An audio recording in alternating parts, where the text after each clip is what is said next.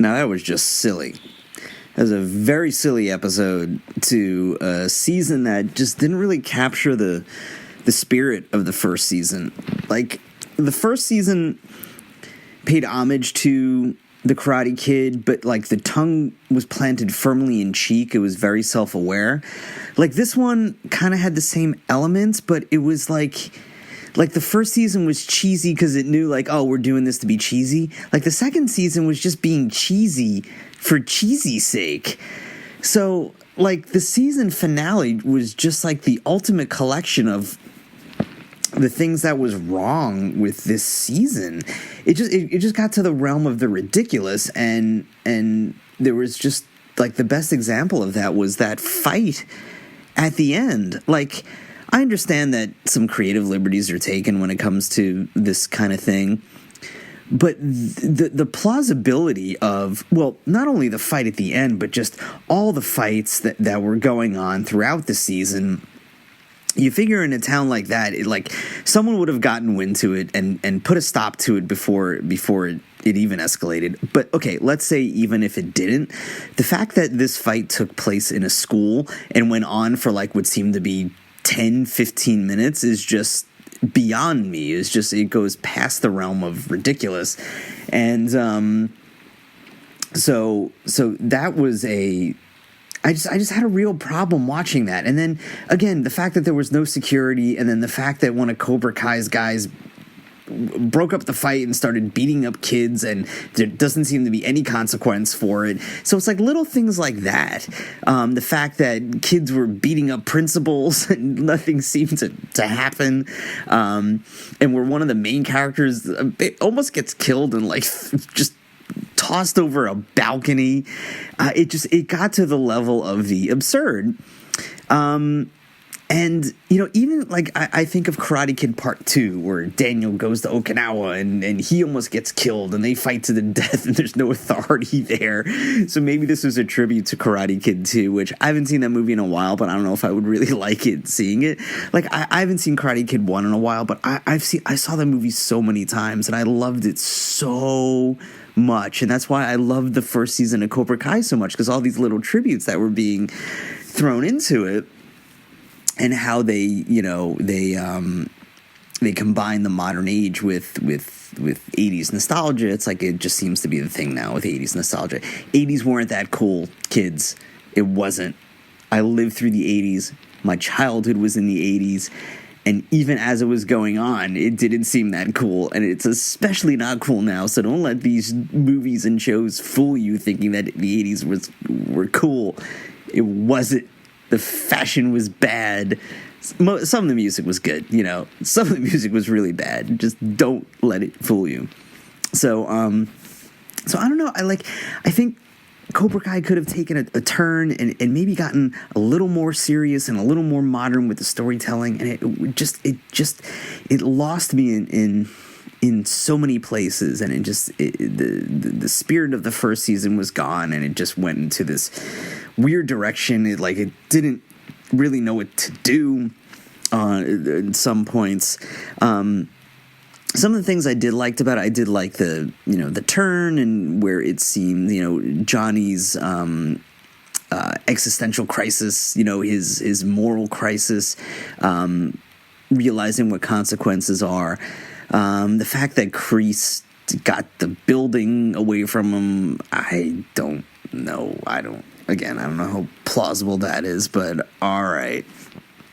So I'd be interested to see where this goes. I'll just wait for the free season to come out, or I'll go to my friend Steve's and watch it, and then we'll have to do a podcast on it. But and then just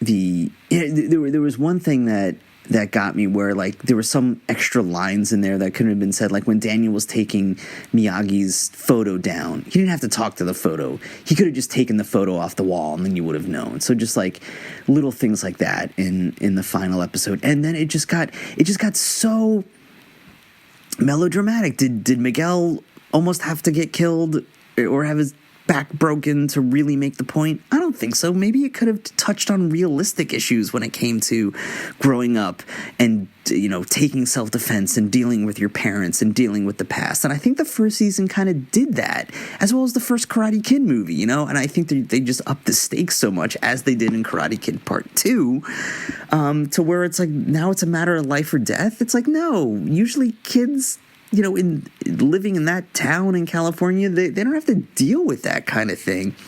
And the fact that the fights, now I thought the fights were choreographed really well, but are they realistic? No.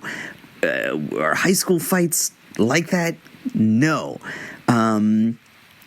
So again, that took me out of the realism that I think it was trying to be. Now, in the first Karate Kid movie, were the fights realistic? Probably not. Was a karate tournament that exciting and that realistic? Maybe not. And same thing with Cobra Kai Season 1. Like, the karate tournament was just like way too not realistic. So it would have been nice if they threw some realism in that. The training styles, like Daniel as a sensei, he just doesn't have the gravitas that Miyagi had. I don't know. It probably has to do more with the writing than the acting. Like, I wish, I